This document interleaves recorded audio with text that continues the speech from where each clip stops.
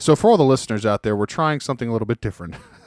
We're trying to be a little bit more organized in the way that our flow of conversation goes. So we have a much more defined outline that we're working from. And actually, I wrote this little small paragraph, and I actually am just going to read this thing verbatim. I know that's not like fashionable, but I do want to read it verbatim because I wanted to articulate my thoughts on this without it being like hyperbolize the way that I have a tendency to talk. So there's been ongoing issues with quality control and overall efficacy issues in practice. Mostly it's related to the production of poorly trained BCBAs, which we've talked about on this podcast kind of a lot.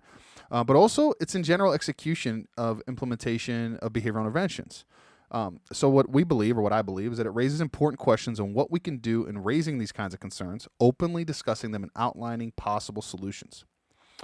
While such discussion seems to openly occur in the comfortable, safe spaces of closed-door offices, bars, and closed social media groups, it seems to be taboo to have them publicly. And I want to like just pause here. And the reason I wrote that statement is that recently I've been in a couple of the discussion boards and I've made some statements, and immediately they're attacked as disparaging.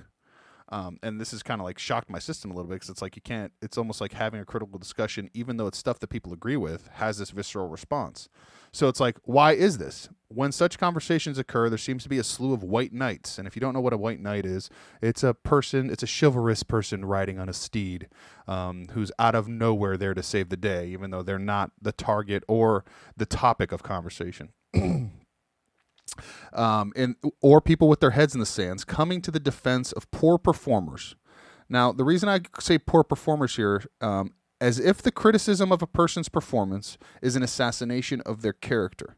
And that's I think, a distinction that I want to make for the podcast in general, is that a lot of what we're talking about when we talk about something like the controversial exchange, or we just talk about like critically evaluating topics, is that when you criticize something, there is such thing as just being a harsh critic and being like a hater. You know what I mean? And like, that's not my goal. My goal is not to be a hater. My goal is to look at something, logically deconstruct it, evaluate it in pragmatic contexts and practical implications in real life scenarios, and play with it and see if you can break it. Because in my line of thinking and where I come from, and this is more of a philosophical deductive school of thought, is that if you take an argument, you take an idea and you break it, and it does break, then it's not an idea worth having. Because great ideas, real ideologies, real notions, strong arguments, strong positions that you hold are resistant to that kind of attempts to bring them down and break them up. So this conflation of the two makes it almost impossible to have sincere, open, and critical discourse. And that is my point. And that's and I think that's, yeah. And I think this is something like this sort of discourse and trying to be parsimonious and break things down in this pragmatic viewpoint has always been acceptable in certain forms, but it doesn't seem to be acceptable in others, right? Or if it comes from a certain person, it's more acceptable. Like we'll at one point, there's many people in the field that'll like jump on the bandwagon and it's totally cool if someone like Skinner wrote this stuff and like destroyed something and tried to break it down, right? But if it's by someone in a different, a nobody, like that can be perceived as something totally unacceptable. Yeah. It's almost like this, there's these certain topographical or structural components to start to bleed in. And if it's based on the form or the structure, or how it's made, like, or who it's coming from, like, nope, not acceptable. When really that's just like what good science is, right? I mean, it goes, I would say it's even similar to that. It's what good thinking is. Like, it's not, I mean, and that's where I struggle with it is like, I just think about it as good thinking. I've struggled with this, man. I think it comes down to, like, for example, in grad school, I was mentored by a couple of people that really appreciated the Socratic method. And if anyone's gone through that, it's this continually questioning of why you have gotten to the assumptions or standpoint that you now hold. And it's really hard and annoying because it feels like someone's attacking you personally instead of like the circumstances that led you there. And for me, that was something that I remember going through. It was tough, but like that's not a standard practice, right?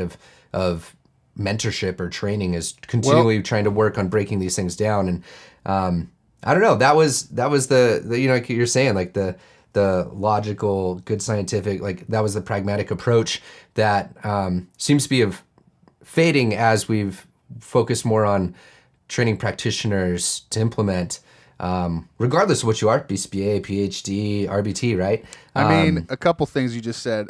Two things: the pragmatism and the Socratic method. The first thing is that the Socratic method is standard for two primary disciplines that we hold in the highest regard in our society, and that's lawyers and doctors.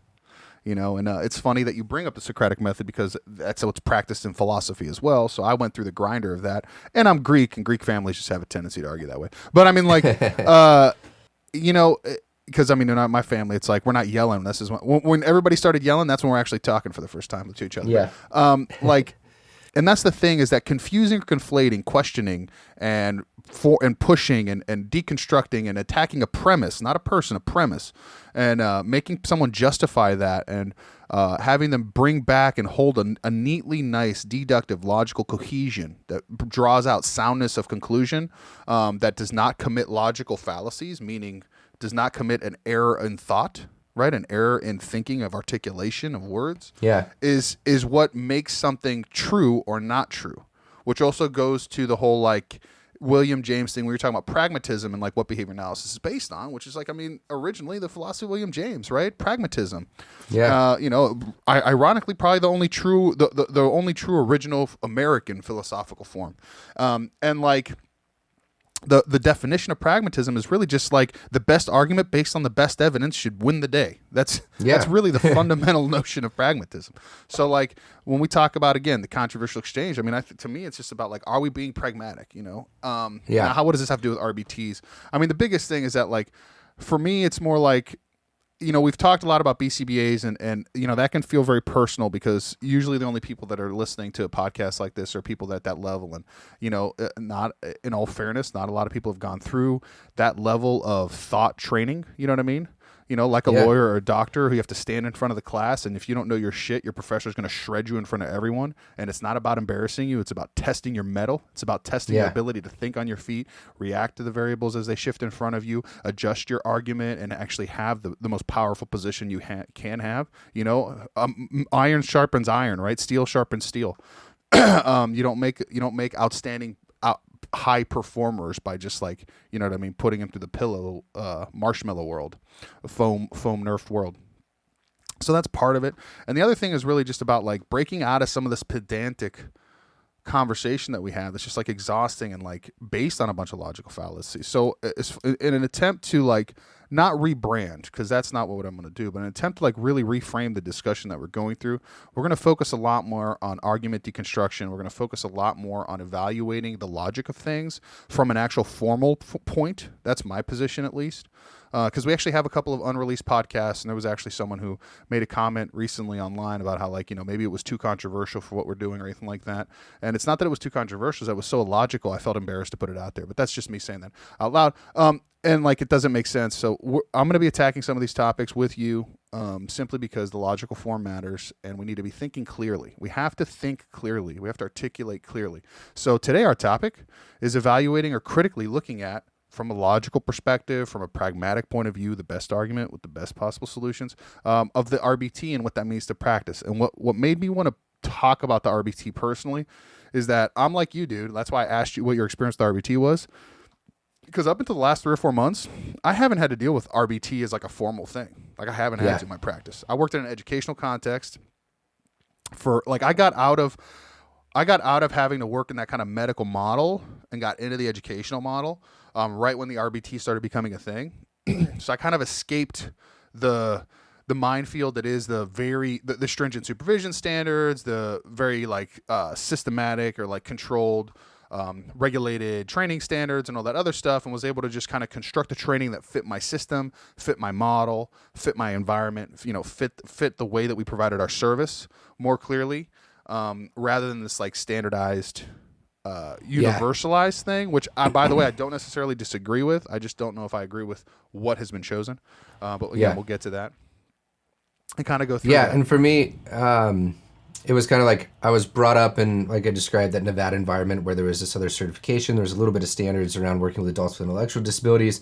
Then I went into grad school. I started getting into more of the educational settings like you're talking about. And it wasn't it wasn't as valuable, essentially, since because it was starting to roll out, but they had their own standards in the educational system of like what needed to be in place. And then right when it was really about to start was when I moved back into adult care in Nevada, left the situation that I was in where that was about to be like the minimum standard that was rolling out at the organization I was at. So yeah, I haven't been a part of the supervision process for that, but I've been a part of the supervision process for BCBAs for a number of years, and worked on designing training systems that were trying to get at similar things that the RBT was trying to get at before it was implemented, which was, how do we make sure that these people are equipped with some sort of basic understanding of things so that we can provide a safe, better quality of care. So let's get into kind of like why some more reasons why it's important to have this conversation. I think number one, it's really important because it affects 60,000-ish people, right? Isn't that about right? Yeah. Give or take? Yeah, there's about 60,000, I think 66 or something like that. But okay, regardless, so like that number's still increasing. It's going to for the next. So we're on the broad side of 65. We're even working towards 70 potentially. It's an attempt to formally regulate care, or direct care specifically. I mean, which is like a pretty big undertaking in my opinion. Yeah, it really does, because I mean, it's a little bit different when we're talking about professional level people versus like not professional level people, and we'll get into that. That's a massive undertaking that I'm not sure was clearly considered, or if it was, I think it was underestimated. It taxes the already limited BCBA supply. Again, I hadn't had to do it since I've been a BCBA. This is the first time I've had to actually do it, and I got to be honest, like it is incredibly rigorous and not in a good way. Like it's not in a learned way, not in like a, oh man, I'm sweating, but like I go home and I'm sore from the goodness, right? It's more like, God damn, another box to check, type of thing. And then but on the flip side of that, it's well intentioned. And it does seek to improve services. It seeks to improve quality. It seeks to standardize things a little bit. It seeks to provide some clarity and cohesion or shared vision of the field. And I think that's a respectable thing that warrants like being recognized for the purpose of this conversation. I just happen to be of the position that the road to hell is paved in good intentions, unfortunately, just because I tend to be more cynical about these things. But that's just me. That's not like a direct criticism of anyone specifically or anything like that. But I thought that's just like some of the whys on what frames this stuff. So why don't we define RBT? You want to go into that? Man. All right. So, I mean, it's what we talked about. A registered behavior technician. It's a direct care, direct line person that provides services that are directed or dictated by a board certified behavior analyst, BCABA, and or actually now based on this, what is it called? A approved instructor. I think. What's the correct term? I want to get the term right. Assistant. Approved instructor. Yeah. Which was a little bit surprising to me. That was a new one. And then there's also assistant assessors and that kind of thing. So I'm holding the criteria here from the changes that were made. So long story short, they're parapros. I mean, that's really what we're talking about. They're parapros and direct line therapists. Calling them therapists, I think, should be a misnomer because they're not. Technician is more accurate because they implement procedures. But that's what they are. That's who they are, etc. Some of the things about that, though, and this is where I think we don't talk about this enough, is for me, it's more like we can talk about the general broad strokes of what this stuff is. But I think, and something that we've been accused of a little bit that I want to get away from, because I think this should explain the passion that we have for some of these topics, is the people behind this, right? Who are the people that are RBTs? Context is everything, right? I don't know about you, but I think, especially if we're talking about contextual behavior science, let's talk about that. Who are the people that are RBTs? We're talking about people usually high school diplomas, limited experience, maybe a couple years of college, not a lot of work experience, not a lot of opportunities to progress in their life, limited social economic status, struggling to make ends meet. We're talking about $13 to $17 an hour type job with limited benefits, typically hourly. You're lucky if it's salary. If it's salary, it's a lot lower pay. In my area, we're talking about people making between $26,000 to $34,000 a year, give or take $1 or $2 grand. I was going to say Nevada's range can be like as low as like $10.50 an hour, $10 an hour, even worse, all the way up. Yeah. So there you go. So we're really not talking about professional level people with access with acquired advanced education or degrees or post education. We're talking about, I mean, what would be the equivalent, in my opinion, as blue collar medical work or direct care work. I don't know. Yeah. Medical work's not right. Yeah, and But like it's a blue collar level type thing, right? These are people out there trying to make it, working really hard without necessarily the high end conceptual, philosophical, advanced experience to understand some of the very nitty gritty, detailed, challenging concepts and ideas that go with being a high functioning behavior person. Yeah. For whatever reason, our culture hasn't placed as much emphasis on these sort of jobs and roles being important at the end of the day, or as important to say being a someone that's on the trading floor in New York City or something like that, right? Yeah, and that's which is insane. Like it's human capital that we could be investing in. So. Oh, dude, and when I say this stuff, that's not me saying they're bad or anything like that. I actually think the best people I've ever worked with are line people. Because I mean, like, I consider myself that. That's how I came through the ranks. I took the first $13 an hour job I could find. I got the living shit kicked out of me for 5 years. I literally broke my neck doing this work. So like, I consider myself a blue collar behavior analyst. Like I don't, I came up the hard way. It's not like I went to college, I went to graduate school, and I came out my BCBA, and now I'm Mr. I'm coming in and I'm going to write programs. Like hell no. Like I literally held every single clinical job from the bottom to the top, and had to work my way into those positions. So like, I feel that I have a close connection to what those people's experience is because it was my own experience. And putting them in context and understanding where they're at, and then looking at the task list, and which we'll get into, and looking at the requirements, and just looking at the idea of RBT, period, just the idea of it. I think warrants some like in-depth discussion. And again, I'm sure some of these conversations happen behind closed doors, but I haven't heard any of them publicly. And it seems that if you try to have this conversation publicly, people kind of have a problem with it, or they look to flip it into a thing where you're disparaging people. And that's not what we're doing. I'm not disparaging anybody. That's why I wanted to illuminate these things.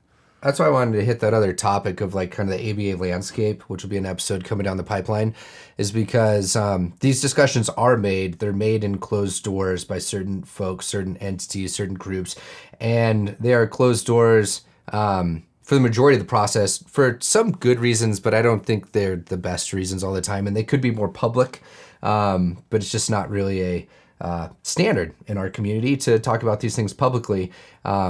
And I've even got stories we can share then of when you do try to talk about these things publicly, how other people that are in the field try to punish that sort of behavior. So there's actually like active suppression of having open discourse about things by people that champion positive reinforcement-based procedures. Yeah, so we'll get to that.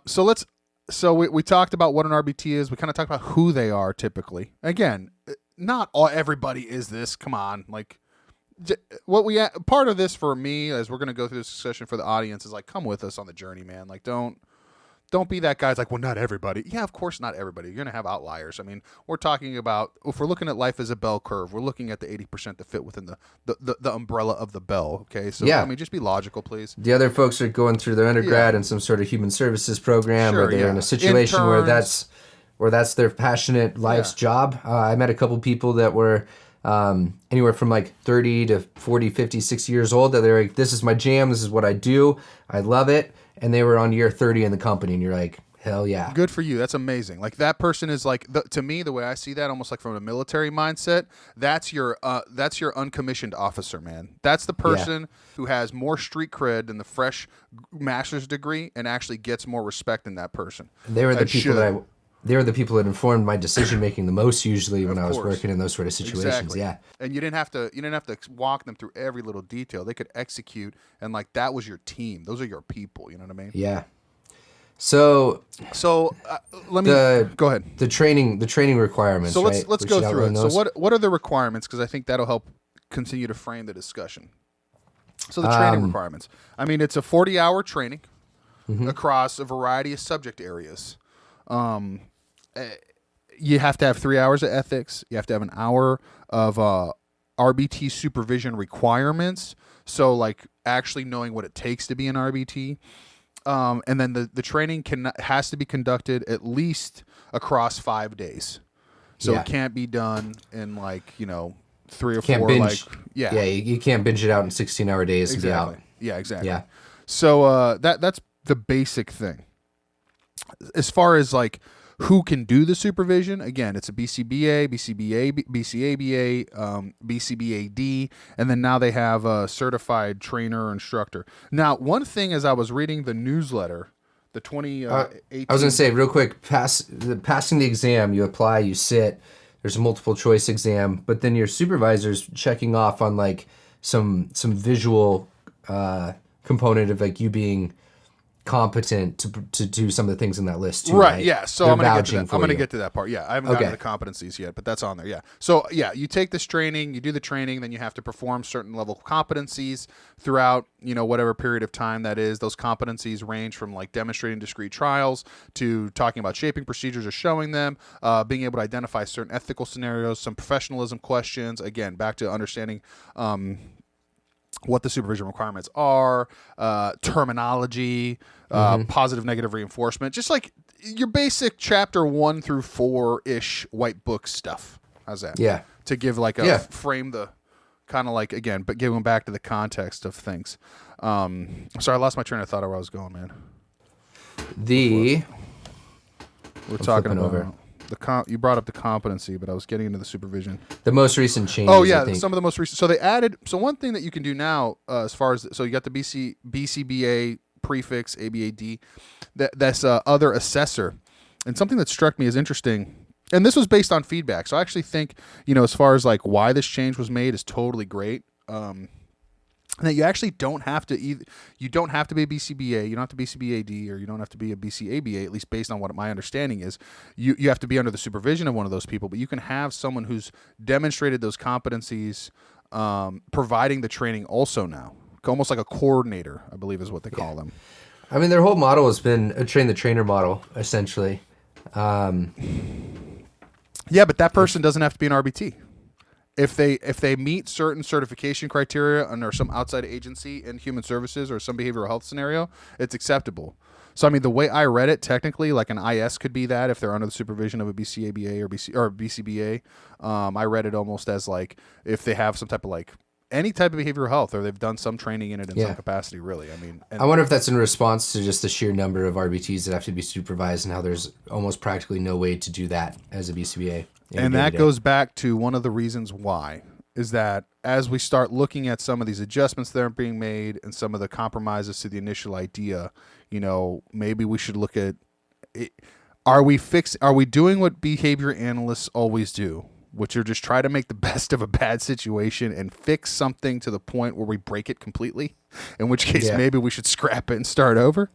Or are we actually adjusting something that makes sense and is actually producing the product that we want? Like, are we achieving the original goal? Or now are we just in like fix it troubleshooting mode, which is kind of like what we default to?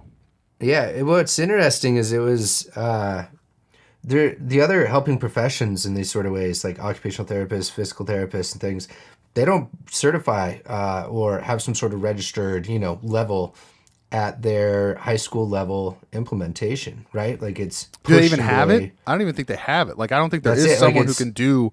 I'm an OT assistant. Do they have those?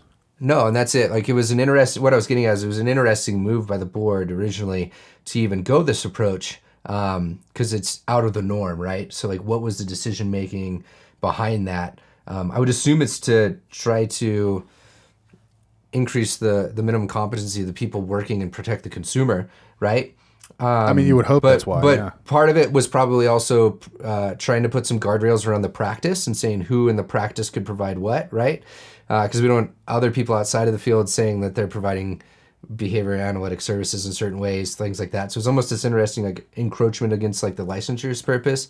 But also, this is not a popular opinion, but I know also business-wise, that's going to bring a ton of extra revenue and cash. A lot of headaches and other processes and things to deal with as well there, but it does, in a sense, expand your revenue, which in a capitalistic society, right, like allows you to then kind of pump those funds into other things, whether that's more quality people, more legal people on your team, whatever it is. Like other initiatives could be developed off this sort of thing too. So. Hey man, I think that those are the guardrails and the money. I think and this is where it goes back to like this is not a direct attack on any specific person, any specific entity. There's individuals are not responsible in any way, in my opinion, as far as what we're talking about here. We're just talking about the execution of a plan in context. Um, and yeah, that's my thing. Is the guardrails thing goes back to the point that I was trying to make before. Is that like at some point, you set a train in motion, right? So let's use some analogies. Hmm. An argument of analogy, shall we say? And hopefully, it's a correct analogy, not what's called a false analogy, which is an attempt to mislead, provide by through a red herring, which is a logical fallacy. It's like if you set a train in motion, and Yeah. that train hits a fork in the road and it's supposed to go east, but for whatever reason the conductor or the person operating the tracks didn't switch them over. Now you're starting to head west, and you, instead of just acknowledging that that was a directional error and stopping the train, backing up and going where you need to go, you start slowly inching it back 1 degree, 1 degree, 1 degree, 1 degree, and then now all of a sudden you have a train wreck Yeah. because trains don't get off of rails that way. Rather than recognizing that it's a train wreck, you continue to push it 1 degree over continuously. So like that's So that's this kind of is like where my thought process as far as the guardrails thing and the money this is thing. where Of I- course, of course. I mean, This there's is where I always have a that little factor.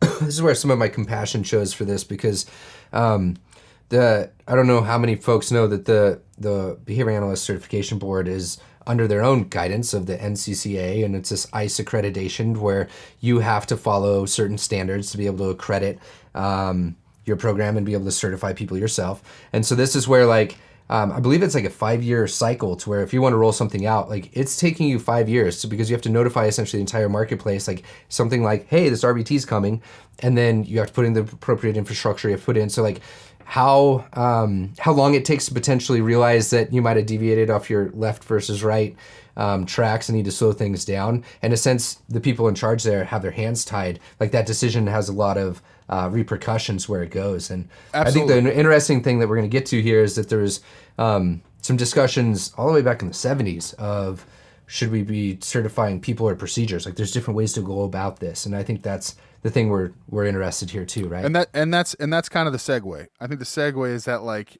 is this really truly necessary the way it's being done? Is this the way? And are we getting the results we're looking for? Because ultimately, again, as behavior analysts, I don't care about anything other than effective things, man. I mean, if being a pragmatist should be primary, right? And following the data set.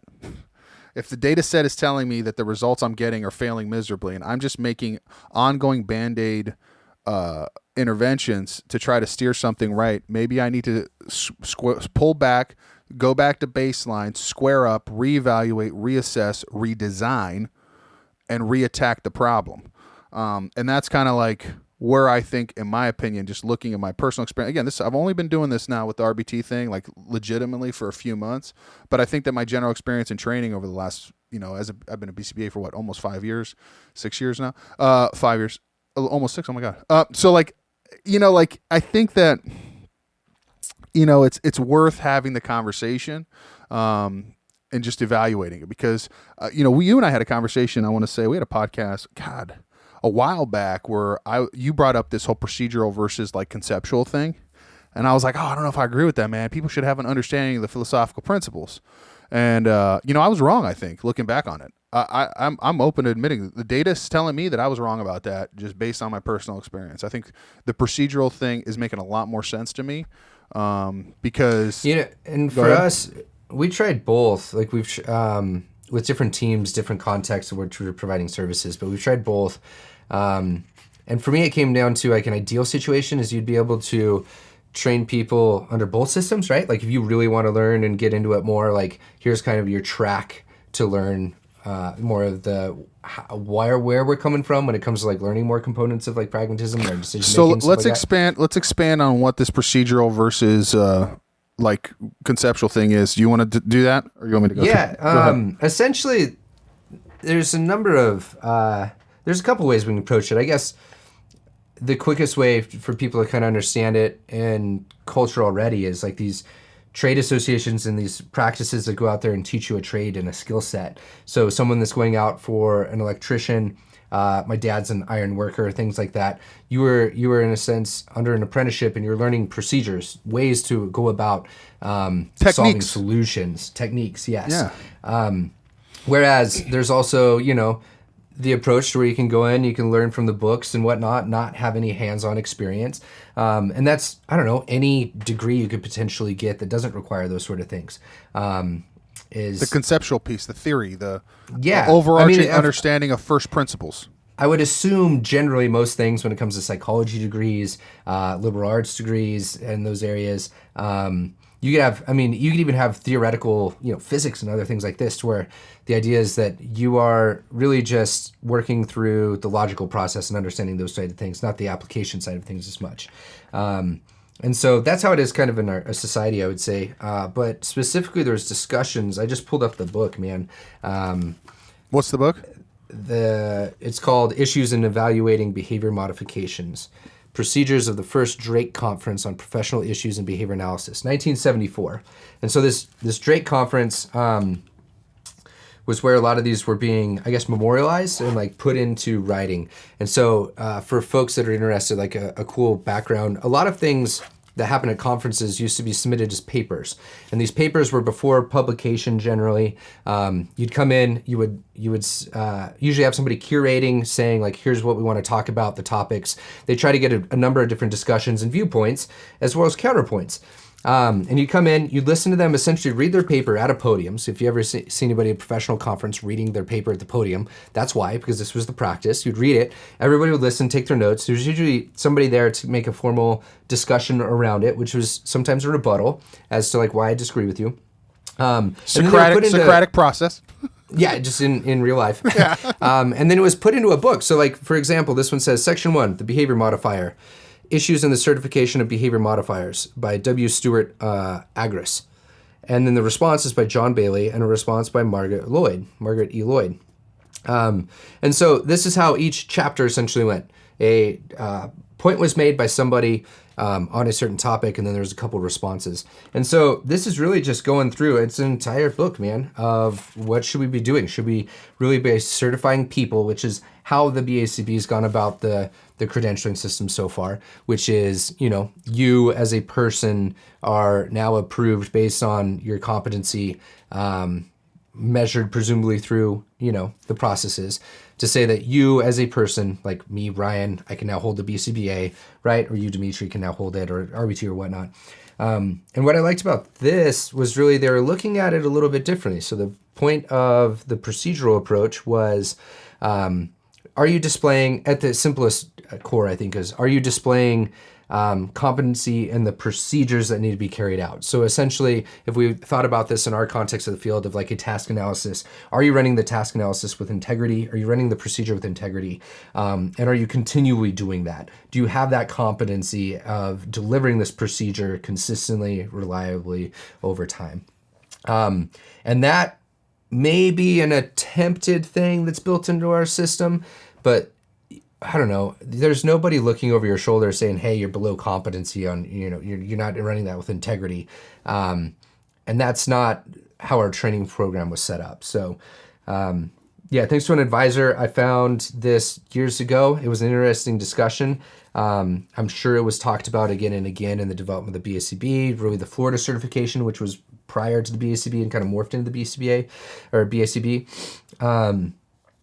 And so, it seems like it was lost. I looked at it as a little bit more of a functional approach to training than what we're doing now. Yeah, and I think that's a great segue. Is that's the functional approach seems to be missing, in my opinion, as far as when I'm looking at what results I'm getting. Again, not a critique of a person, not even a critique of a body. Okay, this is just like a critique of the execution of this quote-unquote behavior plan for producing this behavioral skills training program that's been written to produce a certain level of performer. Let's put it like that, right? So we're evaluating a program, really. There's a lack of functionality to it. Now, the intention is to combine the two. It's a combination of both procedural issues, because there's a whole procedural section of shaping, discrete trial, et cetera, et cetera, et cetera. And there's also a section on conceptual principles, and then the ethics sections and professionalism and all that stuff.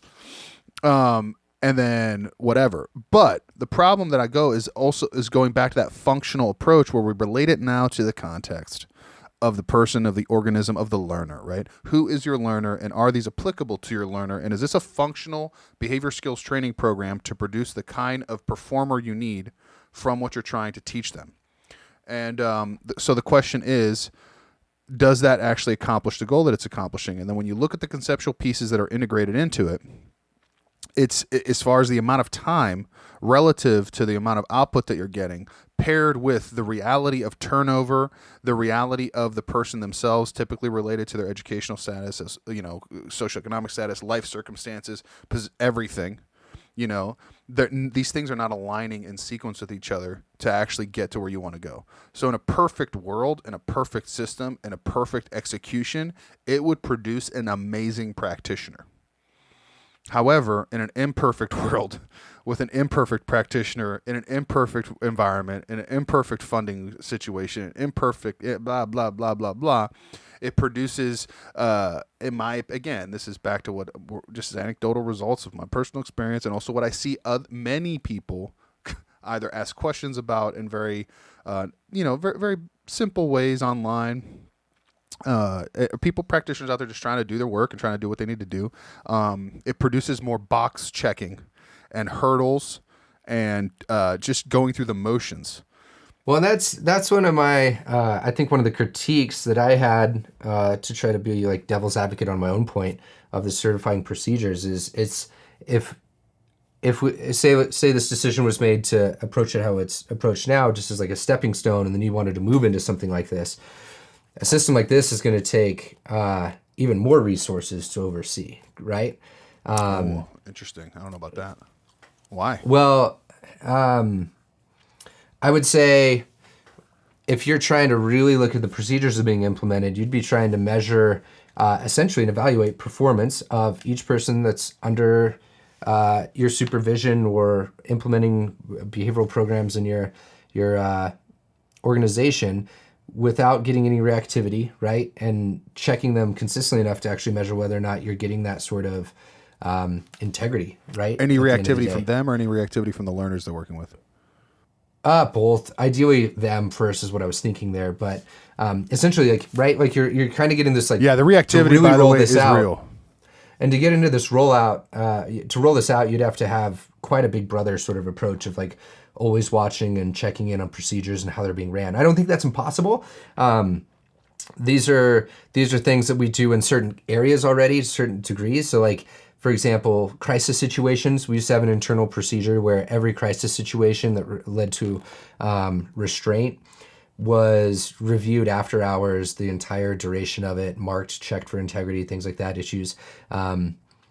And so it was doable in a certain context when we pulled out a certain slice of, human behavior that was going on in the organization. But to do that everywhere, like, man, that's a lot of resources, right? Huh. Yeah, I don't know if the resources would necessarily be different than the resources that are necessary now, because you add a 5% supervision criteria to this, plus you add the level of competency that's required across all these different conceptual areas on top of the select procedural ones that have been chosen. And I think the level of arduousness is pretty heavy. So I don't know if I necessarily think that the workload would change. I think it would just change the nature of the workload in and of itself, which actually might make it, number one, more palatable, but number one, more effective. And the way that I used to deal with this pragmatically, since that's part of our theme here, as someone responsible for training systems and the organizational side of things, is we would just we'd slowly take a bite at something. We'd try adding something, getting fluent with it, getting it built into our systems, adding the next thing. Exactly. So I think this is something that, you would probably set a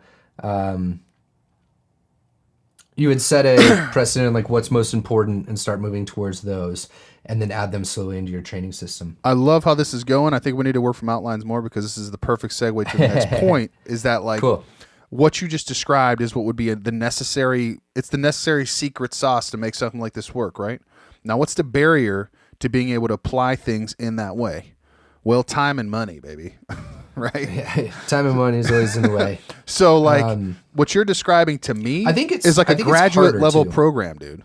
I mean, but that's the point, though. Like, hard thing, dude. You can have something fast, cheap, or easy. You can't have all three. Yeah. I mean, that's just old school logic, right? So, I mean, like, if you want it fast, it ain't going to be cheap. It ain't going to be easy. You know what I mean? So, I mean, like, that's the whole thing about, like what we're talking about here is that, like, we live in a world of restricted resources. So the cheap has to be there. So if you want it cheap and you want it easy, it can't be fast. Well, I think part of the problem too is like you have an entity that's trying to this happens with any social welfare program and stuff like that too at that level, is you have typically have like an entity that's trying to dictate what it should be like for a totally different set of circumstances for a bunch of different providers. And so like my understanding of like the system you were working in, the educational system there, is like it was pretty lucrative providing ABA services, and you had a lot of strings that you could pull when it came to the potential resources and financial situation that you all had when you're in that sort of system. I've worked in those too in the past. And you don't have the limitations, and you don't have the requirements, right? You have a lot more freedom of decision making and customization. So the two things that go with that is you can customize your training protocol to produce a performer that you need, not a performer that you're required to, even for certain things that you necessarily wouldn't be doing in your setting. So, like, you can delete the stuff that doesn't matter for what you're trying to accomplish necessarily. Yeah. And number two is you could do it in such a way to where you weren't necessarily having to allocate resources to areas that didn't require allocation of resources, right? Because, I mean, like, it's a resource allocation game, man. Like, the real-life setting, what we do is a resource allocation game. You're a resource manager when you're a behavior analyst at a clinic director level or, like, running something like that. You're not...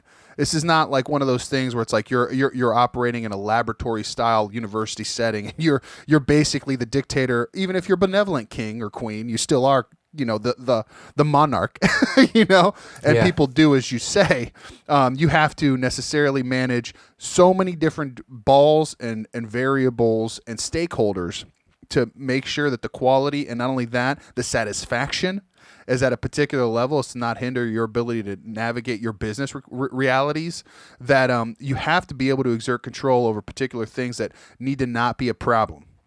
So, like, when you start creating things that are a problem, even though they're well-intentioned, they require conversation. That's what this is. So, going back to the whole thing of, like, does it actually produce what we're talking about? It's about the funders too, and this is what I'm talking about. So, like, the thing with the RBT and why it's so cumbersome is that, like, if you want to insurance funders, for example, if you want to access insurance money now, it's pretty much like a requirement to have RBTs. Like, you can't get, like, they won't let non-RBT people work with them. Okay, well, why does someone have to go through this process and be certified to be able to provide basic discrete trial training stuff from a VB map or some other bullshit thing? You know, why? Because some insurance funder said so. So really that means now your money is tied to this outside certification thing for a person that makes $13 an hour. You know, so you have to jump through this hoop, but the reality is that it's not necessarily improving your quality, and it's actually raising your costs, and it's also raising your time commitment. It's also straining your resources. So then, I mean, there's only a limited amount of resources in these settings. So if you're having to allocate more resources to one thing, that means they're getting pulled from another. Okay, it's a leveler, it's a scale. It's not an infinite game. I mean, overall, business could be considered an infinite game, I suppose. But I mean, in this context, in the closed setting with the time limitations that we have, it's not an infinite game. Yeah. So if you're playing a finite game, you know, you have to be able to manipulate particular variables where you can in order to get the results that you're looking for. So to play devil's advocate, like if you remove that requirement, like would that be a better system? Do you think? I don't know. The idea here is it's protecting the consumer, right? I mean, yeah. I don't. I mean, the only answer I could give to that is my opinion. You know what I mean? And I'm sure there's those that could argue against it. In my opinion, I guess what I would ask is that, like, is it currently producing a higher level of quality? Yeah. Well, so hold on, let me finish. If the answer is yes, then I guess let's talk about how we make it work. But if the answer is no, which I would say based on my general scrolling through the internet, a lot of people might agree with the notion that it's not necessarily producing a high level of quality, at least not across the board. It might be producing high level quality in people that were previously predisposed to necessarily engage in higher level of learning in order to improve their skills, but they would have gotten better regardless. So that's not necessarily improving that. Then what is the function that it's actually serving, and is it really meeting its outcome? And if it's not meeting its outcome, then yeah, maybe is it really worth having? I don't know. Like, if I could, honest to God, like just talking off the cuff here, in my personal opinion, if I can set up a scenario where I never have to have RBTs, I wouldn't do it. I just wouldn't do it. because having to allocate the resources that you have to allocate, having to put them through particular training protocol that they don't necessarily use or need for the actual job they're doing, and having to shove things down certain people's throat, who are a lot of those people, just to be clear, because again, we're operating under a shortage of people who want to do this. So it's not like everybody who's doing this is like there because they're there for the kids or they're there to do the job. They love behavior analysis. Some of them are there for a paycheck. Having to shove higher level academic ideas or conceptual notions or like abstractions down their throat when they're just there to collect a paycheck and do a job. You know what I mean? Pull lever on a machine to produce an auto part, quote unquote. You know what I mean? If we're putting it in that blue collar context. Going back to your reactivity point, it creates more chaos and problems and conflict than it's necessarily producing, and it puts strains on two levels where you're at war with your staff and you're at war with the necessary requirements you have to get paid so that you can continue perpetuating your business. This is a good time to bring back the book real quick, that Issues in Evaluating Behavior Modification. There's a chapter specifically on this. I'm going to read a paragraph from Todd Risley. And he said, behavior modification is called prior to ABA therapy and such. Yeah, interventionism. Behavior modification must be a continuing system so that our procedures are continually evolving and expanding. It must be closely related to our research systems so that the transition from an experimental procedure to an officially sanctioned therapeutic or educational procedure is smooth and efficient. The process of legitimizing a procedure must involve empirical evaluation and peer review, for what else is the hallmark of our field. And I think that sort of point is like what was slowly lost, not because of any particular person, but because of the lack of a really coordinated effort between all the different entities and purposes or different groups in our field, right? We have a very large disconnect, we know, in all sciences when it comes to, practitioner research gaps. It's an issue in our field. But this is something where, this was said in 1974 that we should apply, our basic peer review and scientific method and process towards these sort of things. And I don't want to discredit anybody who's worked on these sort of things, but I would expect a whole lot more to be done in 50 or 60 years if this is where we were heading, right? Over time. 45 years. And haven't seen, 45 years, I think we could have really figured out this sort of problem by now, right? Or put a good whack into it. Applying this sort of process. And I don't know, have you seen anything like this? Are the entities that are making these giant decisions evaluating the progress of them? And what works best? And that's where I think, to be fair, back to the introduction of this, if we're being fair, man, that's what I think the adjustments to this competency list and assessment are, the adjustments to providing, not necessarily board certified behavior analysts doing the assessments or whatever, or the competency trainings. I think that is responding to, number one, a call from the actual learners or the people executing this. Hey, we're your consumers and we don't like it. It's not working for us. So here's some adjustments to it. And also, so the market is speaking and those adjustments are happening. And also that I think it also speaks to the well intention behind it. It's not necessarily a money making scheme. I don't think that's what it's about. I would imagine that the amount of people, 60,000 RBTs at $30 a pop or whatever it is a year, $50 a pop. It's not a lot, right? No, you're getting into millions of dollars, but you are getting into millions of dollars, but it's not. You're probably adding a ton of systems and oversight and call centers and people. You're adding that as well. Overhead to match it. I'm sure it's a net positive, but is the juice worth the squeeze? I don't know. My point of bringing up the money part was it's a component you can't ignore, that it's going to, dude, for sure. I agree. You're going to change your system a bit and how you're running business. If bigger money means bigger problems. If you're adding a revenue stream to your business, it's altering your business. That was my whole point of that. That probably would have been a better way to say it. Hey man, Mace said it in the 90s. It's got to be true. So let's just talk about kind of let's bring up a couple other just related things that I think are issues that this kind of bleeds into, and why I think it got me on this path a little bit. And I've heard a lot of statements from practitioners going through this process, interventionists, BT/future RBTs or current RBTs, where they get entrenched in this notion of ABA as a therapy and equating it to the items on the competency list. So even despite best efforts of adding some of these conceptual ideas and these frameworks into the competency checklist and some of the trainings, the product is really boxing in the overall conception of the field. Well, in my opinion, Yeah, the that's direct care that's staff, one of the. Go ahead. I was gonna say that's one of the hardest things I think. Anybody who's passionate about the science is now struggling with and trying to figure out how to approach, is because it's our perception is altered as a product of these sort of decisions, right? And that's the whole thing. Like, I guess for me as a pragmatist and as a practitioner, like I'm a practitioner. I'm not, an academic or whatever. Like I read, but I don't publish and stuff like that. I do the work. I'm a clinician.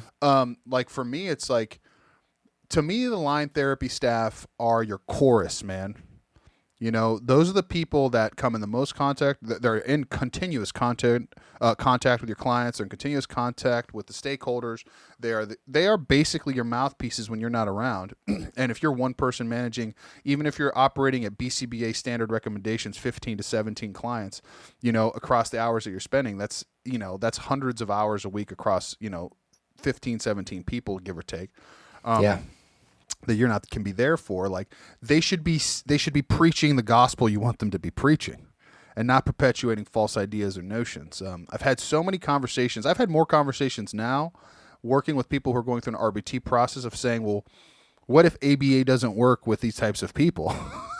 Than I did before with people who had never actually been introduced to the notion of an RBT, because they were run through a more specific, customized system to the setting they were working at, based on procedures.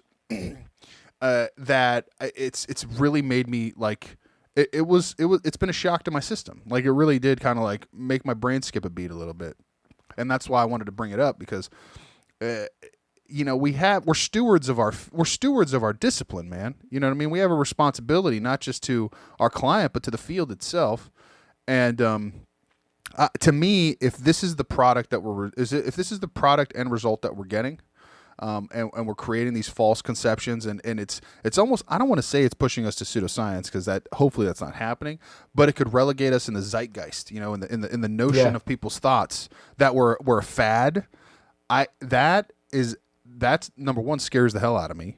And number two, should be a serious concern for everybody involved. Like people should be talking about this a lot more than I hear it. Yeah. And that's where I was alluding to. Like, I think these discussions get a lot of airtime in closed groups, and there's concern for them. The question is how much we don't know as a general public, and like what's going to be done about it? Are we going to react fast enough? Like all those questions you could ask after you had some of that information. Like we can't even have those sort of discussions. So I don't know, man. My perspective is that the professionalization in the field was something that happened. It's going down the track. It's those sort of issues you brought up. I would say not only would I be concerned about myself, and I am, but I've talked to others that are also extremely concerned about these sort of things as well.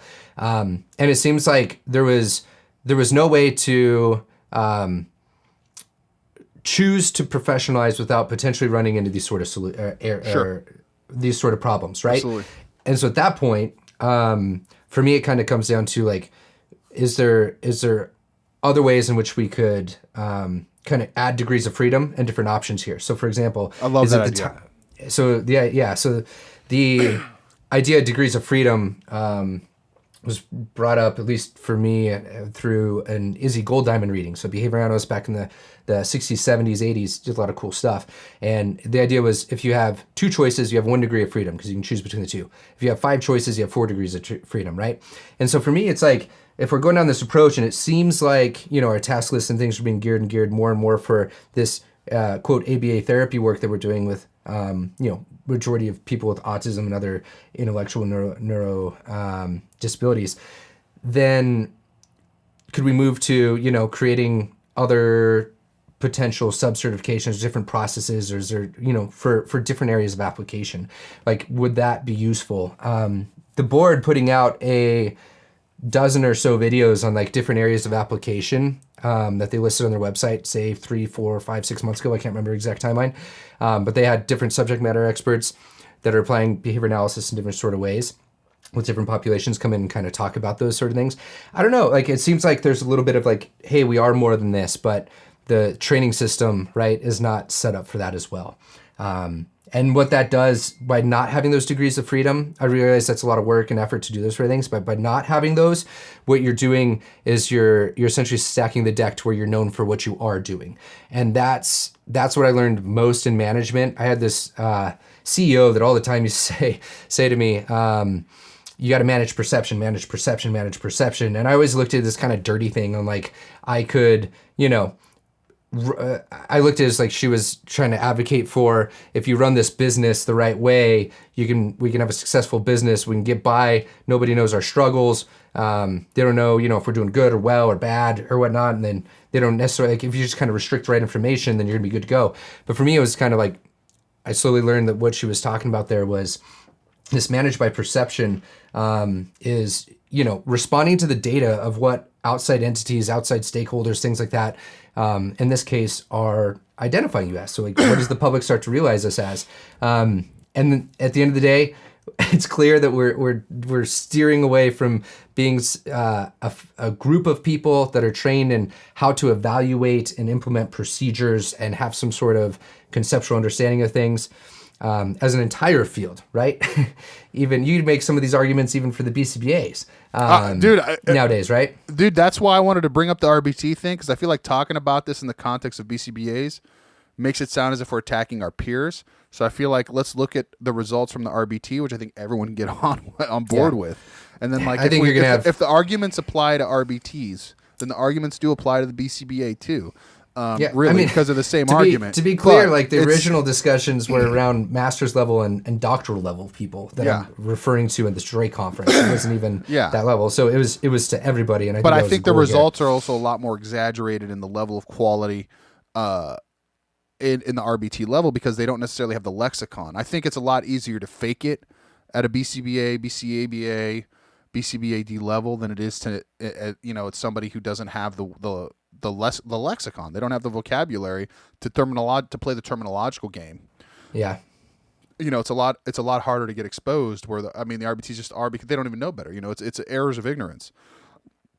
So having that conversation is a lot more obvious, and it's a lot difficult to refute the reality of the circumstances, which is why I thought it was a nice route to go. And also because I really honest to God fundamentally think it's an unnecessary shitty burden to put on these people, because they're just out trying to make a living, dude. They're trying to do good work that's meaningful, that's not menial, that provides a positive impact on society based on their life that also allows them to live in the life circumstances they've had without the bullshit of lowered expectations or whatever thing you want to impose on somebody for where they are and where they're going. You know what I mean? And I think that someone should be advocating for them too. And I'm not sure that's actually happening. Like, how do we advocate for these people? Like, to me, I advocate for them by not trying to hold them to some standard that they either don't want to have or isn't working for them either. Like, that's who's advocating for them. Where's their union rep? You know what I mean? And like, I'm serious though. Like, no, I feel the hardest working. Like, to me, that's the people doing the work. You know what I mean? Like, we can talk all we want about all the hard work the BCBAs do, but BCBAs are not necessarily. And again, I'm actually the kind of guy who does get punched in the face. So like, I feel that I have the street cred in terms of what I do to say this out loud. That like, those people are the ones getting punched in the face and scratched and poop smeared on them and like spit on and physically hurt every day.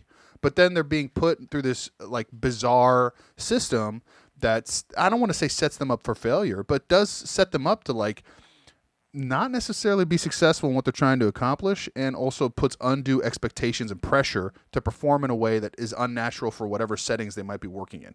And I think that conversation, that's a conversation warrants, to have some light shed on it, man. Sunshine is the best disinfectant for these things. Let's be honest. Which my chuckle there was more like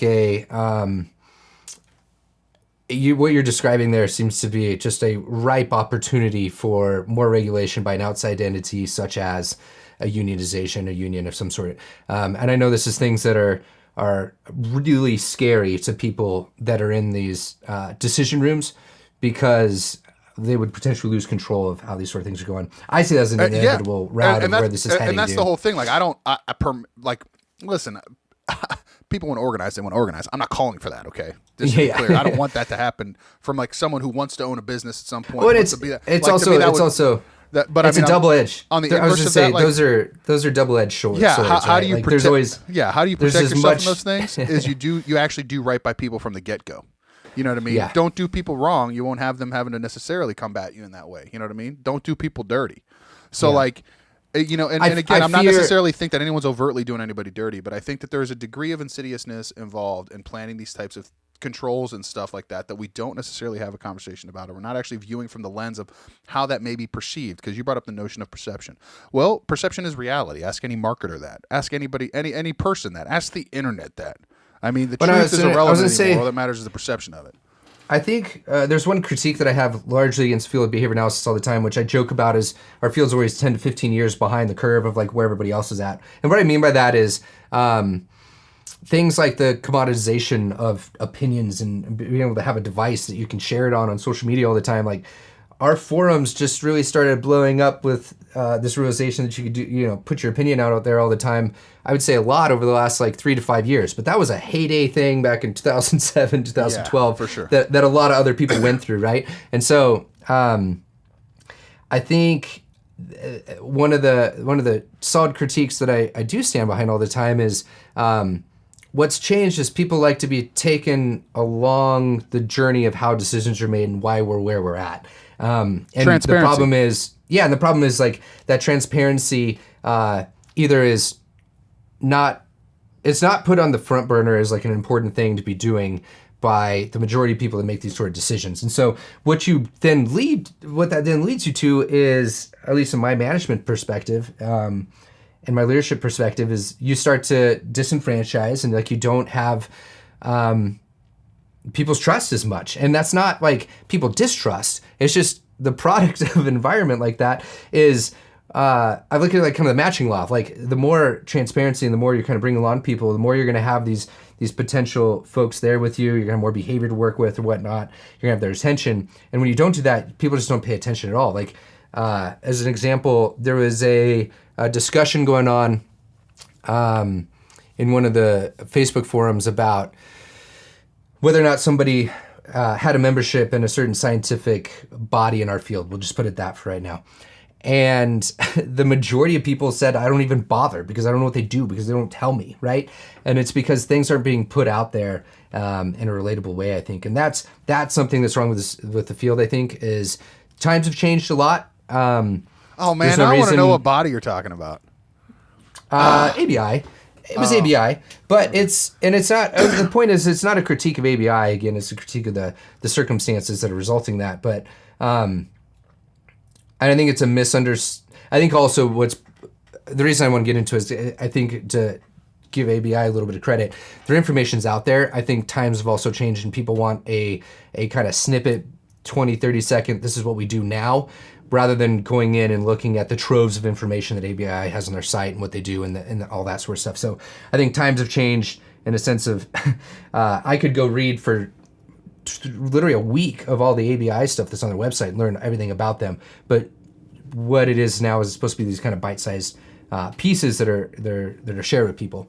Yeah, expectations. So anyhow, expectations. Honestly, for some professional organizations too, expectations are ridiculous. Like I want to give credit to the BACB, for example. Like they started a podcast. Amazing. Yeah. Amazing. Literally open up the forum, have a conversation, and tell people give them a behind-the-scenes, intimate look at all the work that you're doing. I love that. I think that is like grade A for effort and like honestly what's going on there. I think that's something that from me personally, like I really appreciate that. I think to the ABAI thing, I think that like, listen, man, like not everyone can be everything to everyone. You know, like so I think that expectations need to get curbed a little bit for some things. They do. I think that's what you're talking about, though, is more of like global questions. And then what I'm talking about in terms of when we're going back to the RBT topic, we're talking about more about localized problems, right? Yeah. So like framing things in those things, those ways. When we were talking about we have limited resources to be allocating certain places, we also have that at our cultural level with our different systems that are running from the BACB, ABIs, the APBAs, whoever, all these folks. And what I was trying to get at there is my critique of almost everybody in the field is like times have changed so much that what used to run work in these sort of professional organizations doesn't work anymore. Here's a great example. Almost every affiliate chapter of ABI, so the CalABAs, the FABAs, all these sort of things, they're essentially designed for academics, to where you come in, you present your research, right? You have these research posters, you have these theoretical conceptual things, all this sort of stuff. And it's really structured to be a line on your vita, right? Like, I held this membership position for a year or two or whatnot. But what shifted over literally the last 5 years or so is there's so many practitioners in the field that are trying to help solve problems and help people out and provide like a meaningful, compassionate care service, is that the biggest issues we have to deal with now do have nothing to do essentially with that academic system that was built there, right? Like, even though it's valuable, what happened is I looked at it as, the 80-20 principle of like, where are you going to spend the most of your time? What's most important? And 80% of it used to be science and procedures and things like this, and evaluating this like scientific rigor. And it's completely switched. And that's the problem. It's like, we didn't even realize the switch happened. And that's where I think our field is lacking, right? Like, oh, dude, that's watching how these things switch and altering how you conduct yourself as a professional organization or whatnot. That's the stuff that's just like we're not realizing, that a podcast was big when Matt Norman started it in 2002, right? And now we're implementing a podcast, rightfully so, in a good way, but like we just did this. Like, that was my critique there, is like, we're always seem to be a bit behind the curve. And I think it's not an entity's fault. I think it's the scientific method and process kind of, the slow, like, we're going to change over time sort of thing. And oh yeah, that's a totally different thing though than what we're talking about. Okay. Dude, that's a whole podcast. I think we should have a whole podcast on that. Well, I think because what you're describing is continental drift. Well, I mean, but like, it's also like, it's like our systems are built to where, like, if we want to make changes in this RBT stuff, it has to go through a subject matter expertise discussion. It has to go through this, like, we've built this system ourselves to a large degree. And it was built off of, I think, an antiquated model for practitioners, not Wonderful. Antiquated for science. Wonderful. And it's the working of those two together that is almost completely lacking, is my understanding. I get it now. Sorry it took me so long. No, I get it now. And here's the thing, like, with what you're saying. This is part of working through shit live. But I mean, I think what you just did was you had to go all the way back to like the overarching entities, walk through a historical evaluation of how decisions are made, then connect it somehow to the fact that the way that change occurs over time is continental, because it's so married to this high ivory tower level, like, academician mindset and or framework. Yeah. And we're living in a very dynamic time.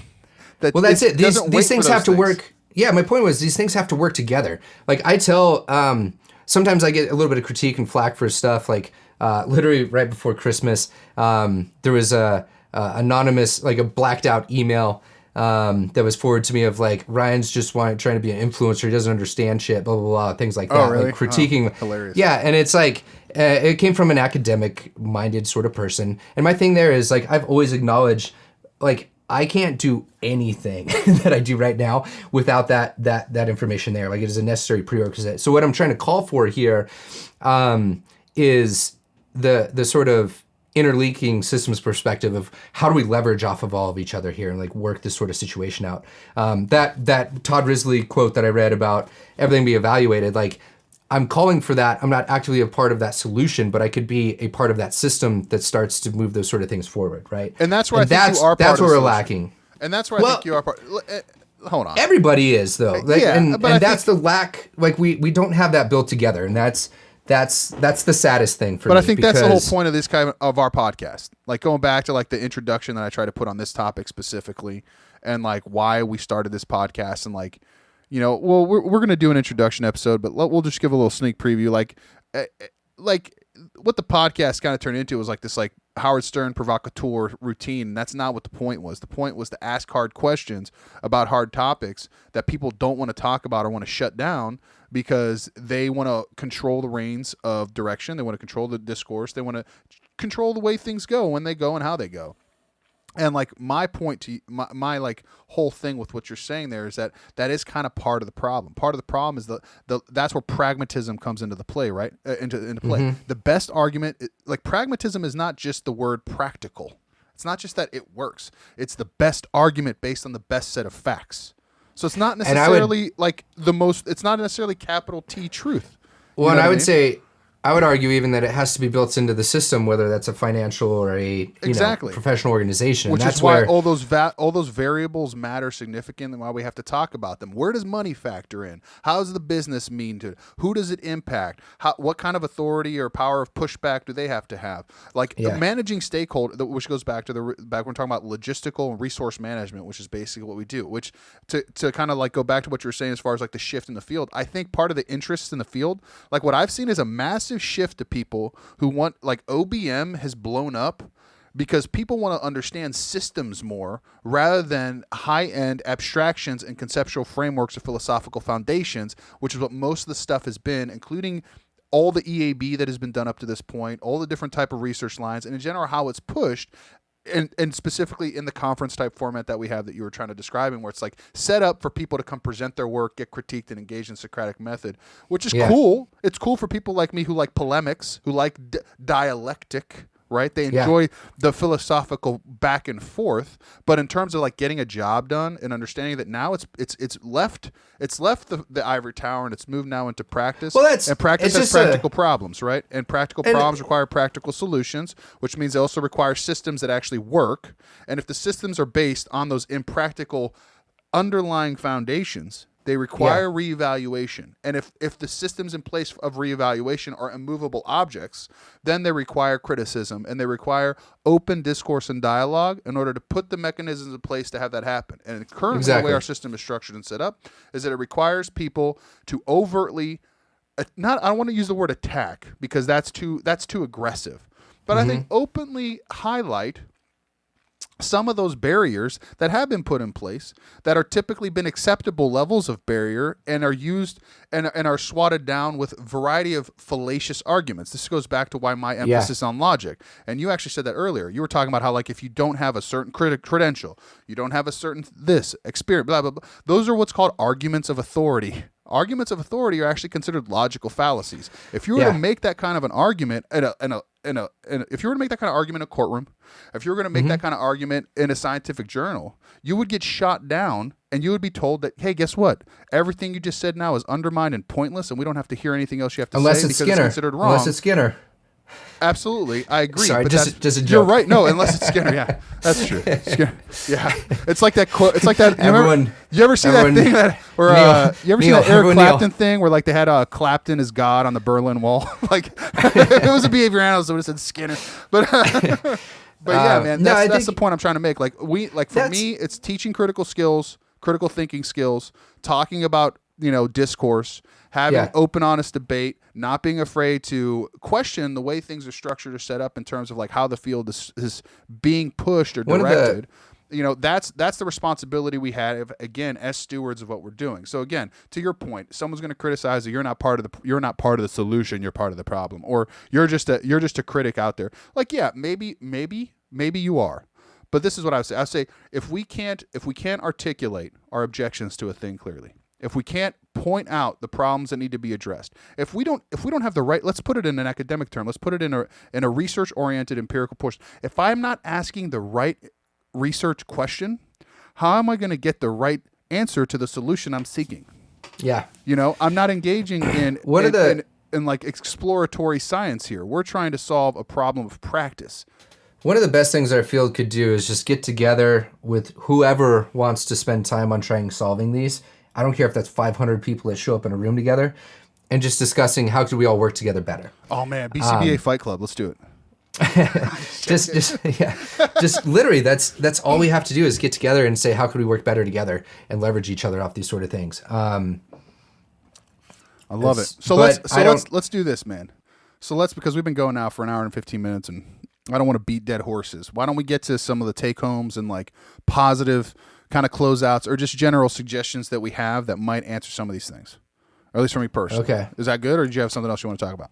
No, that's cool. I I guess like where I lead myself in these discussions, or where I lead myself in these discussions, or where I find myself ending up when I'm talking about in a group always is like an appreciation for all the systems variables, right? Like how we're saying it's not a person's fault. It's like the conglomerate of all of our behavior working together that's leading to these sort of outcomes at the end of the day. Granted, some people have more authority in the system than others, but it's then kind of stepping back and saying, okay, I think it's a big enough issue that we know that it's not quite right with this with a thing like this, on the way that our field's going about certifying and the quality and things like that. It's brought up by damn near everybody in any entity or any role. So how can we come together and try to work on that? And I don't think you can do that until you have an open, honest discussion with the right stakeholders at the end of the day. I agree with you on that. Or what you're doing is you're working uphill constantly. I agree with that. And so, for example, there was a group of 22 of the state organizations that are affiliates of ABI that came together this summer in New Orleans. And they were just trying to have that discussion of how could we work together more efficiently? Like, how could we share resources, lessons learned, things like that. And I can tell you, man, that was tried. That there was attempts to try to make that not happen and make sure that never happens again by another entity in the field.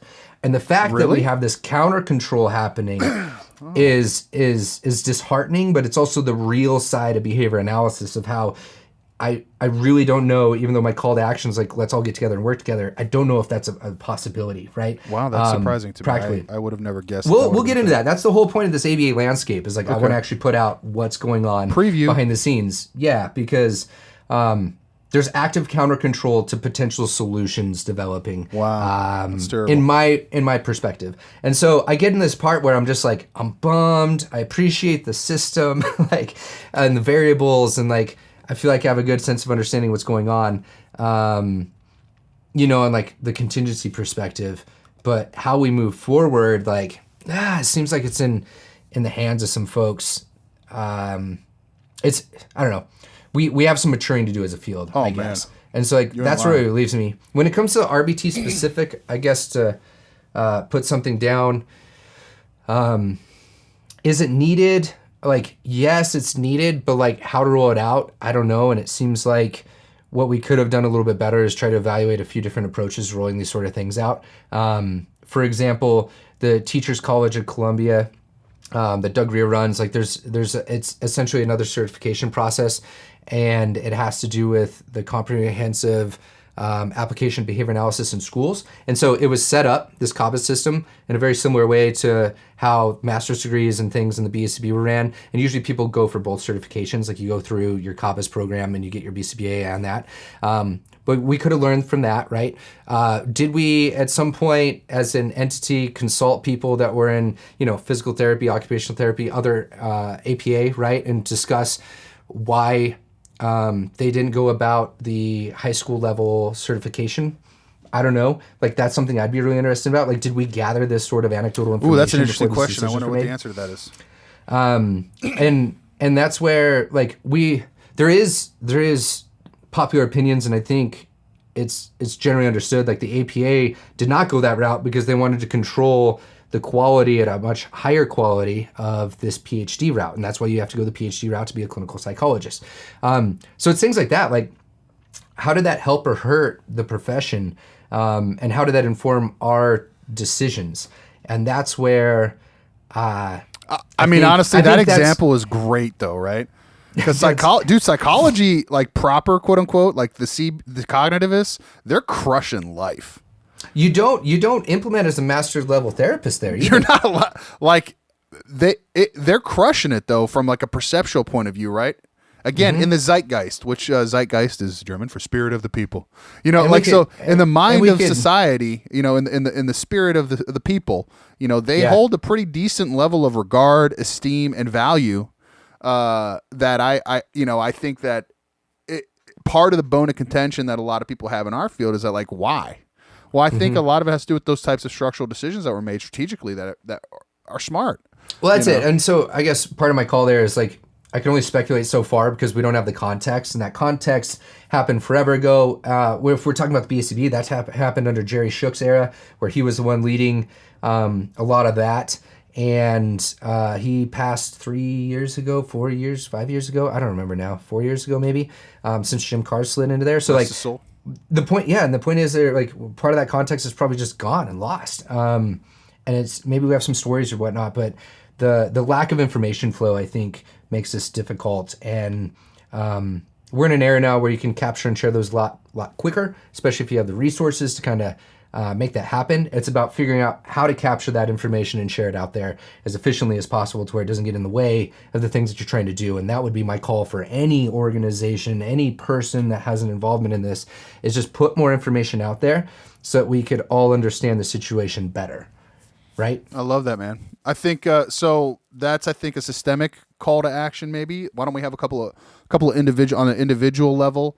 I think just like what I would suggest to other practitioners like me, clinicians out there just trying to do better work and get better results, is I would say focus on better in-house training over the canned, generic, online, prepackaged stuff. I know it's convenient. I know it's like not that expensive, and I know it checks the box, but it produces horrible results, and you have to supplement it anyway. So rather than have to supplement something you had to spend money on, you might as well just take the time and do a little R&D on your own with whatever staff you have and write a 40-hour thing and run them through it. I'm actually going to have to rework the whole thing that we did generically, that we did as like a patchwork thing just to make it better. So I get the challenge. I was going to say if anyone's freaking out about that, we spent about 1.5 to 2 years, a number of analysts in this 200-person organization, just slowly chipping away at those sort of things. Yeah, it's an a slow hour process. here, 3 hours here, 5 hours here. Right. Like you can't maintain both your entity, your role, your services, as well as develop these sort of things. Yeah. What you can do, what we did there was we slowly carved out more and more time and resources for that as we were more efficient with things. So but to quote Gary Vee, you overestimate what you can do in a year, and you underestimate what you can do in 10. So I mean, Exactly. like, play a long game, and think about, the impact and what responsibility you have as a steward of your field. And then the other thing is hold people to high standards. I think just a general thing that I see in terms of like meeting fellow behavior analysts who are compassionate people trying to do compassionate work, is that like we start setting the bar lower and lower because we focus on this notion of meeting people where they are. But our responsibility is to meet our clients where they are, not to meet our colleagues, not to meet our subordinates, people that work for us where they are. Mm-hmm. Those people should meet the standard that we set. And those are very different things that on two different distinctions that matter significantly. Meeting the client where they are is what you should do, because your responsibility is to help that person, and that's the role that you play. Having the people that you hire or work for you that represent the quality of service and also represent you outside in the world, and meeting the standard that you set matters. And not having the fear or not feeling guilty about holding people to that is a very important thing, rather than relying on outside certifying bodies for it.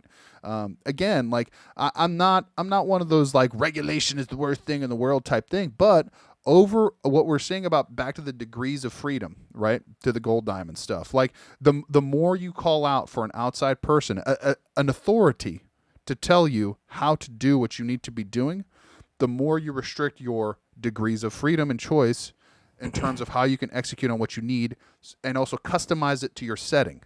Yeah. Again, if you're a behavior analyst, you control the environment. You don't control people, which means you have to be able to customize your setting in order to be effective. And if you have an outside regulatory body dictating those standards, then the less degrees of freedom you have to make those necessary customizations. Yeah. And so I think the point of this discussion was like to step back and look at that decision of how the RBT was rolled out, not specifically the critiques of, like, for example, like you can still go choose whatever RBT program you want, or you can develop your own. So like it's a question of not necessarily content, though. Where you can't pick the content. Yeah, no, and that was it. Like the degrees, what I was trying to tie there real quick was the degrees of freedom change based on like what part of the system we're looking at, right? Yep. And then another thing is to business owners, and this is one that's, just to be clear, I'm a capitalist. I'm not allergic to money, and I don't think anyone, who owns a computer in a home or like likes. I'm not allergic to money. I'm not allergic to money, man. Like no one should, and like no one's allergic to money, despite what people may represent. while they're flying first class with champagne glasses, is that I would say that adjust your business model, man. Ensure that quality over the quantity if it's possible, and demand what you want for your services. And if that means making some strategic choices so that you can ensure a better growth over time and better sustainability based on your values and based on what you can accomplish, do that. Because when you're going for short-term gains over long-term losses, to me, is a strategic error. And that's what's led, I think, over time to some of the quality control problems we have. We've tried to match the growth and the demand.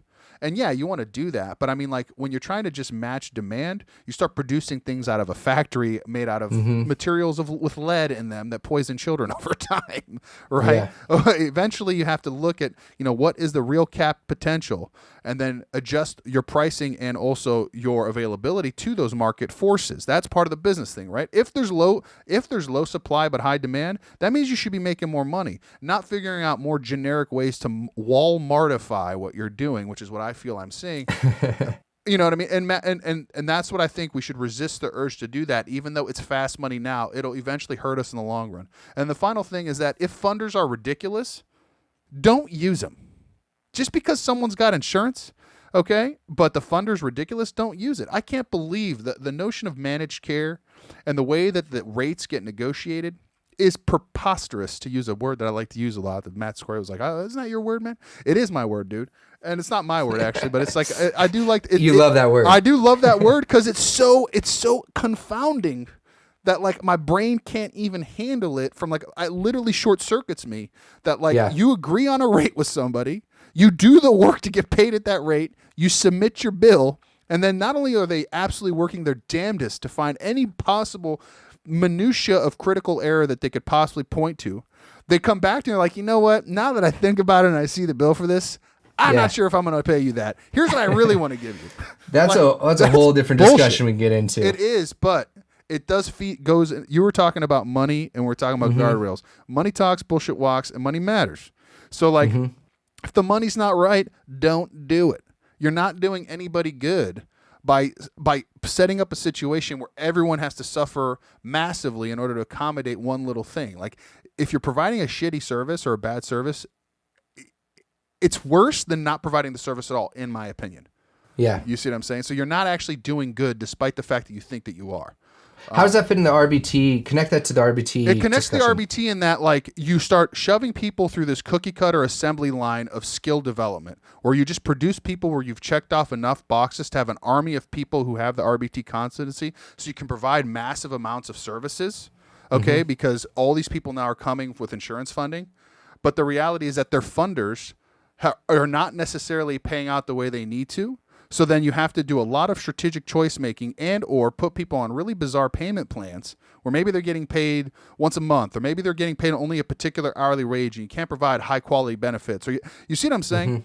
Yeah. And everyone suffers, so you can tap into that. And that goes also back to the quality over the quantity thing, where you're ensuring a wide dispersal of services, but you're not necessarily getting the outcomes that you're looking for. I could see that being like a part 2 of this discussion. It should be. Yeah. Absolutely is a part 2 of the discussion. So we'll get to that. But anyway, those are just a couple things on an individual level that, again, not you have to do. Just some suggestions, like just thinking out loud and seeing what I'm saying in the field in general, and talking to people, and just like being a fly on the wall on some of the discussion boards of like, these are very common things that I see. I mean, I'm telling you, I've seen dozens a day of posts that speak to these different topics, and I'm shocked by it that it's not like more actively discussed in what we're doing. Yeah. Cool. Let's wrap up there. Crushed. Thanks Thank for you so listening, much, everybody. As always, at the end of this, you can listen into how you can reply, email. We read them all. Please. We reply to them all. So, yeah. And clearly, I was trying to leave the door open here for a part 2 because there's other perspectives and a hell lot of information and context. Absolutely. And ways this discussion goes. So, and we could be wrong. And honestly, we could be wrong. So I hope to hear. That's your controversial exchange, folks. Bam.